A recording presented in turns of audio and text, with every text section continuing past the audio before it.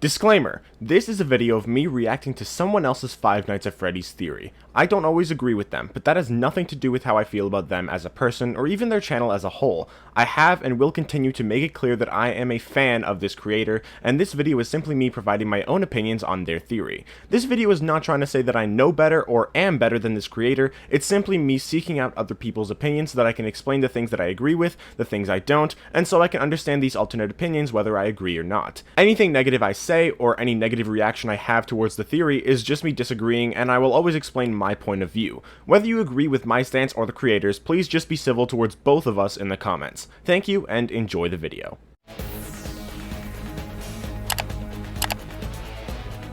The Big Twist of FNAF's Sister Location by FNAF. 15 minutes and 28 seconds. Let's watch. I've heard good things about this theory so far, so I'm curious. What? Oh my god. I had a much more explosive reaction to that. Plush baby. What's she doing here?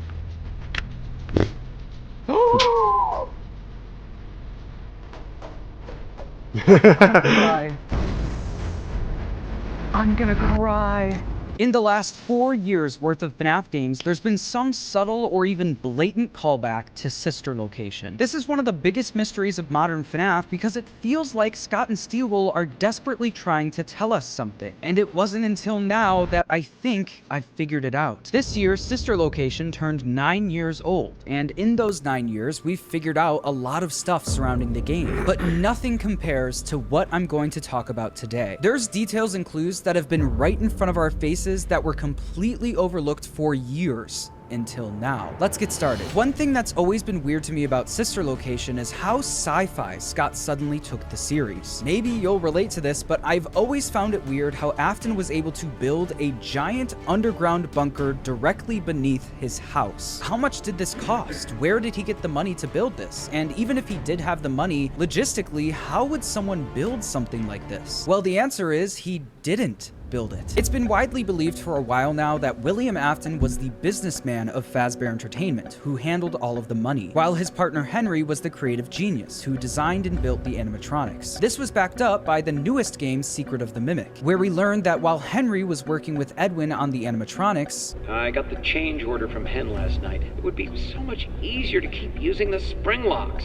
Afton was the one working on the business side of things. Throughout the game, we see Afton attempt to steal all of Edwin's employees and bankrupt his entire company. Afton eventually gets what he wants and owns all of Edwin's, quote, software development and the entire MCM catalog. But in this message, we learn that Afton doesn't just take Edwin's company, he takes his all house of and stuff, Edwin's land. Quote, although we now technically own the land, we would never touch the house your parents built. This is important because this house that Edwin's parents built happens to have a bedroom that looks very similar to the FNAF 4 bedroom and a giant underground bunker directly beneath it. The house also sits on a hill, just like the Afton house. When Afton took over Edwin's land, he got access to a house on a hill with a built-in underground bunker directly beneath it. He even stole the toys right out of Edwin's son's room and gave them to his kids. Everything was stolen from Edwin. Need more proof? In Secret of the Mimic, when we first enter Edwin's I like how that's just become his catchphrase. But yeah, I definitely agree that that Afton stole that house. To be clear, I don't think that is the FNAF 4 house, like the minigame house, but I do think it is the Midnight Motorist house, and I do think it's Afton's house. And I think that Afton used that house and like pieces of it to construct the experiment chambers underneath his house, with rooms such as with the nightmare rooms and the plush trap hallway. I think those are not the original rooms, but based on Edwin's house. And I think that he's definitely right that the underground bunker is Edwin's, that it becomes the Sister Location facility. Obviously, I think some changes happen, but I think that it's definitely built upon that location.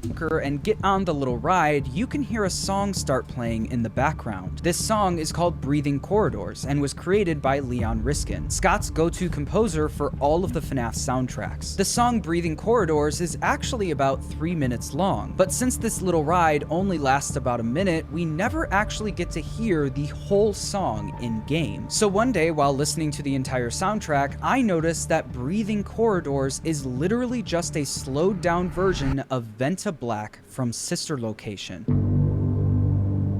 Really?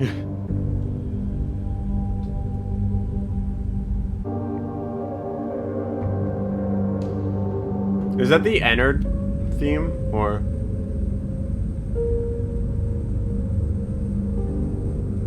Huh. I didn't know that. The songs are in the same exact key, have the same sound. I feel like my friends have probably mentioned that in a call before. They probably have. I just don't really know that much about the music. That's why I don't realize those things. That same 4-note motif. This was just the cherry on top of an already solid theory, but after realizing that Afton very likely stole Edwin's underground bunker and used it to create Sister Location, a lot more connections started to appear. In Secret of the Mimic, we meet Dispatch, who works for Fazbear Entertainment. Yes. Hey, buddy. This is Dispatch with Fazbear Entertainment. How are you feeling? Dispatch is the one guiding us throughout the game, but shortly after we enter MCM, it's revealed that M1 from inside of Mixes takes over and starts mimicking Dispatch's voice. Awesome. Glad to see you made it here without any complications whatsoever. This is important because the Mixes machine containing M1 is located underground in Edwin's bunker. The same bunker that Afton would allegedly use to create Sister Location. This means that Afton seemingly would have access to an advanced AI that has the capability of sounding just like Dispatch.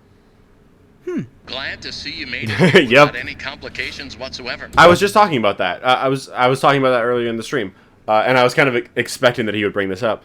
That Dispatch is a real person, and the mimic mimics voices. So it just makes sense since the Funtime Freddy specifically can mimic voices. It makes sense that Afton uses the mimic on the not necessarily on all these Sister Location animatronics, but on a bunch of stuff like in this location. Possible that it's even in the Fredbear plushie. I still got to do more research into that. That might work. I'm not sure yet.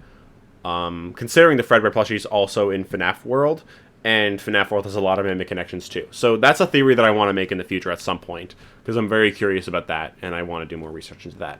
But yeah, I think that Afton definitely uses the mimic technology on a bunch of his creations.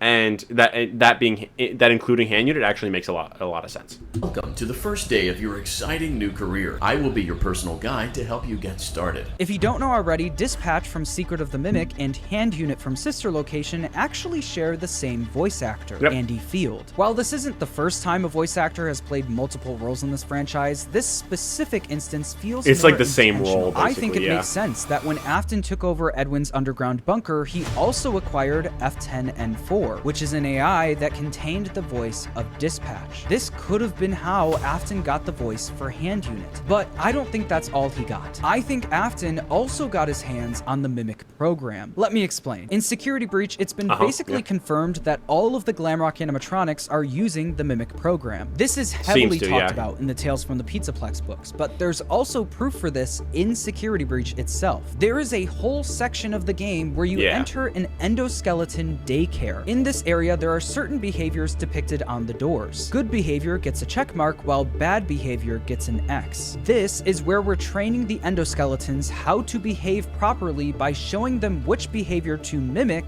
and which to not. It's an endo daycare because these endos are literally starting from scratch as if they're children and are being raised to be whatever character Fazbear wants them to be. This was and then we also see that in the Help Wanted 2 level, the endo warehouse as well. Confirmed in Help Wanted 2, where we got a full minigame in the endo daycare. In this minigame, we are once again teaching a Glamrock endoskeleton the correct behavior to mimic. But at the beginning of this minigame, we hear a line that stuck out to me for a while now. Welcome to the Playpen. Here, young animatronic endoskeletons learn how to associate with guests. Motivation chips encourage our youth to one day develop a personality and become the next Freddy, Chica, or TBD Pizzaplex star. Motivation chips encourage our youth to one day develop a personality. What? When in any of the modern FNAF games have we ever heard of motivation chips? The game literally flat out tells us that these motivation chips are how we're able to teach the animatronics to develop a personality. That sounds exactly like what the Mimic program is supposed to be doing. To me, this one line is telling us that the Mimic program is put into the Glamrock animatronics through a chip. And it's this chip that gives them the ability to be trained and taught to develop certain personalities. Is he bringing up his chip stuff again. The sister location thing. Then become the next Freddy, Chica, or TBD Pizzaplex star. After discovering this, I then looked back to see if these chips have been mentioned anywhere else. After we learned from Scott that Security Breach's story was all over the place, I thought there would be no way they planned this chip thing from the beginning. Until I found this. In Security Breach, you can find a duffel bag message titled Chica Report, where it says, quote, Chica's personality chip Yeah. has always been a bit I remember quirky, that. but the new pizza-flavored Monty Mystery Mix slushy syrup has adverse effects on her programming. She has attacked patrons, employees, and staff for it. It is recommended that Monty Mystery Mix should be recalled before we're inundated with lawsuits. In this message, they straight up just call it a personality chip. Whether it's officially called a personality chip or a motivation chip doesn't really matter. The important thing is that all the way back in Security Breach, there was mention of a singular chip that helps give each animatronic their personality. But Yeah, I knew that's that. not all. In the modern FNAF games, I remember actually debating with someone about that because I think I mentioned that and then they were like, there's no way that works. And I'm like, it literally says that it works. Like people were saying like the Glamrocks were possessed because they have personalities. And I was like, they have personality chips. And they were like, no, that doesn't make sense. And I was like, literally says it. And then they're just like, okay, but it doesn't make sense. And I'm like, it says it though. Mimic has repeatedly taken the form of Helpy. In Security Breach Ruin, the Mimic speaks to Cassie through Helpy and successfully gets her to set it free by the end of the game. In Help 1... See, I don't actually mind this theory about the whole chip thing, like with comparing it to the Circus Baby one. The problem is, I think that I think he mischaracterizes what the chip is used for, and I think that because the whole thing in Sister Location is that the chip is actually not useful. Like, it doesn't do anything. When you put it into hand unit, Baby is trying to convince you that she's talking through that, when in reality, she's talking through the Ennard animatronic. And Ennard is basically just behind you the whole time. So that it's basically just trying to convince you that... trying to trick you, basically. The chip is not actually a thing that she's talking to you through. She's just lying. That's kind of always been... I felt like that was pretty much universally known. And then he made that theory so long ago, and I was like, what? I thought everybody knew this. So yeah, I don't think that the chip has to be completely useless to the animatronic as a whole, but I think it's useless in the context that it's used in Sister Location. Using it to say that the Mimic exists in, like, the fun times, sure. Using it to say that that is, like, a defining feature that confirms Circus Baby is the Mimic, like he used to say, that I have a problem with. So yeah, I can see this. I can see it being a Mimic thing. I just don't think it has anything to do with, like, what Circus Baby says. I think she's just lying the whole time, and I think that it could have to do with the Mimic being in the fun times, but I think it's very clear that the Mimic is not the endoskeletons from the fun times, basically. That's what I'm saying. And 2, you can see Helpy on the screen in the main hub area. And throughout the game, he's giving us hints and encouraging us to progress. The thing is, progressing and beating the game normally gives you the bad ending, where Glitchtrap, aka the Mimic Virus, wins. Helpy was purposely guiding us in the wrong direction, just like in Ruin. If you get the bad ending and come back to the main hub, Helpy is now sitting on a beach on vacation because his job is done. The Mimic Virus won. As you probably know, you can get the good ending by going through Princess Quest and killing Glitchtrap once and for all. But if you try going back to the main hub after Glitchtrap is dead, Helpy isn't on vacation this time. He isn't even there anymore. That's because Helpy was once again tied to the Mimic Virus. Now that Glitchtrap was gone, so was Helpy. Unless you're MatPat and you do the secret ending before the Fastron ending. I don't even know how he did that. So why does this matter? Well, this all actually ties into the first aid minigame, where we get to see Helpy in person. In a game where they solidify that the Mimic program represents itself as Helpy, while also reintroducing us to the idea of motivation or personality chips that seemingly house the Mimic program, I find it funny that if you open up Helpy's head in the first aid minigame, you can find a chip lodged in his brain. The fact that the chip is lodged in Helpy's brain makes me almost certain that this is our first look at the personality chip we've been hearing about for nearly 4 years now. But if you look closely at the chip, you might notice that we've actually seen this chip before. On night 5 of Sister Location, after punching the correct code into the keypad, a hatch opens on Baby's arm, revealing a little green chip. This chip looks exactly like the chip we find in Helpy's head. The same chip containing the Mimic program that might be being used in the Glamrocks can also be found in Baby. Granted, the chip we find in Helpy's head is a lot bigger than the one we find in Sister Location. Well, it's But like to me, the one in Sister Location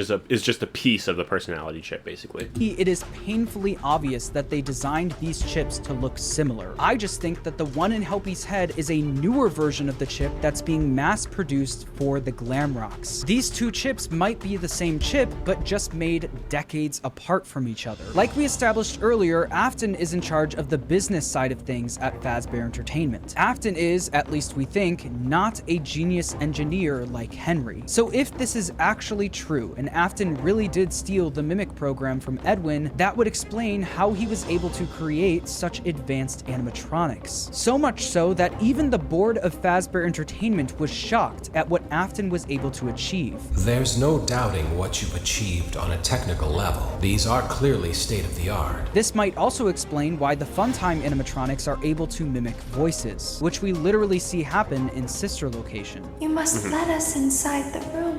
You have to let me inside the room. Either way, I think the modern FNAF games are clearly trying to tell us that the Mimic program is being stored in some kind of chip. So I was curious if in Secret of the Mimic I could find any proof of this being the case. We learn in the Tales books that Edwin created the Mimic program by literally just coding it. We even learn what coding language he used, a combination of Pascal and C. He then uploaded this code to the Mimic's computer. Quote, once Edwin had constructed the robot, he had built the computer for it. This he did by stealing hardware from some of his abandoned projects. So no mention of a singular Mimic chip in the books, but what we learned from Secret of the Mimic is that what happens in the books is different from what happens in the games. In the games, the Mimic program isn't necessarily tied to the Mimic endoskeleton. Edwin was putting the Mimic program into every single one of his inventions as well. Another smart toy from Murray. I am always watching and learning. Our main goal in Secret of the Mimic is to retrieve the Mimic blueprints for Fazbear Entertainment. And towards the end of the game, we actually managed to reach Edwin's office and gain access to the blueprints. But right before we download them onto our data diver, we can see that Edwin called the blueprints the Mimic blueprints, with the obvious reveal being that Mimic is actually an acronym. In true FNAF fashion, Secret of the Mimic gave us the answer to the Mixes acronym from Ruin, Mechanical X-Form Experimental Storage, but then gave us a new question. Gave us a new mystery in the Mimic acronym. This is one of those things that feels nearly impossible to figure out, especially because no one would have ever guessed what Mixes ended up standing for. The fact that Mimic is an acronym is interesting because throughout the entire game, Edwin always called the Mimic endoskeleton M1. I want to introduce you to someone.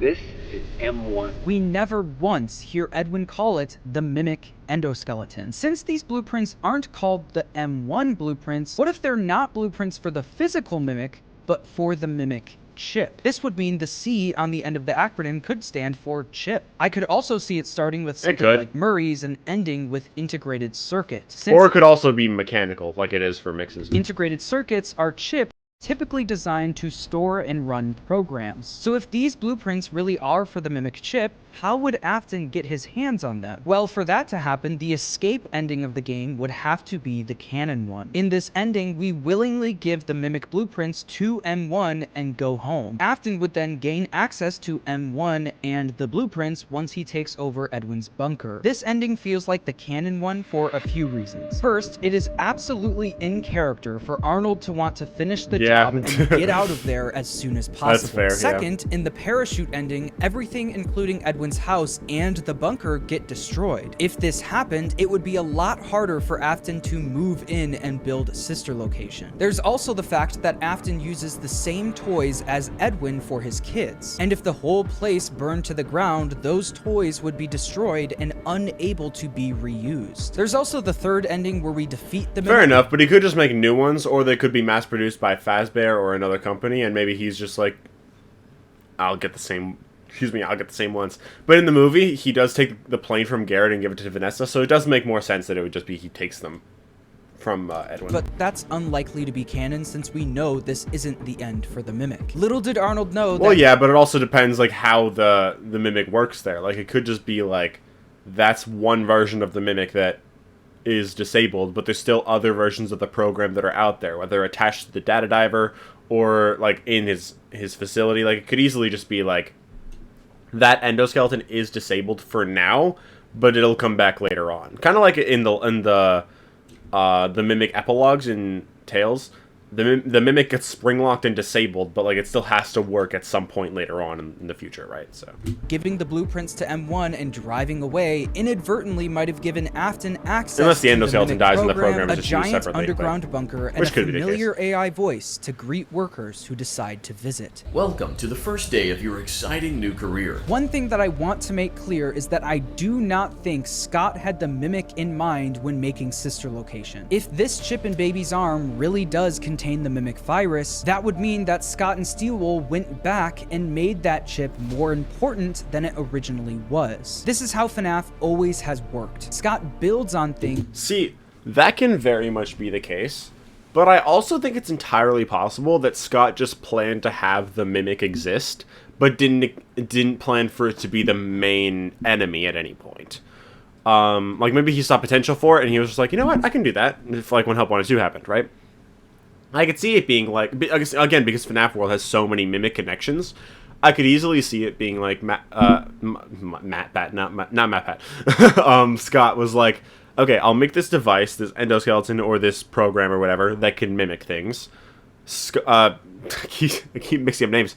Afton will use this program for the fun times, maybe for the Fredbear plush. He'll use it there, and then, yeah, that's it. It could just be like he has the idea of the Mimic in mind, but not its importance. I could easily see that. That he puts in his previous games. As always, for any theory, I could be completely wrong about all of this, especially the idea that the Mimic blueprints are for the Mimic chip and not the endoskeleton. Yeah, like, that's not guaranteed. I do think, though, that the personality chip be. is something we've completely overlooked, and I'm excited to see if that goes anywhere. Either way, subscribe if you enjoyed, and thanks for watching. All right. That was a pretty good theory. I think the theory mostly makes sense. I do stand by the chip not really meaning anything in sister location, whether it has the Mimic or not. I don't think that's what, like, we're actually plugging into hand unit. I don't think plugging into hand unit does anything. I think it's just like Ennard is behind us talking to us the whole time. That's what I think. But yeah, I could easily see the chip having the Mimic on it though. Like that can definitely make sense. Overall, I hope you guys have enjoyed this stream, or when I turn it into a video if you've enjoyed the video. If you did, leave a like and subscribe if you want to. And yeah, that was my reaction, and I'll see you all later. Bye!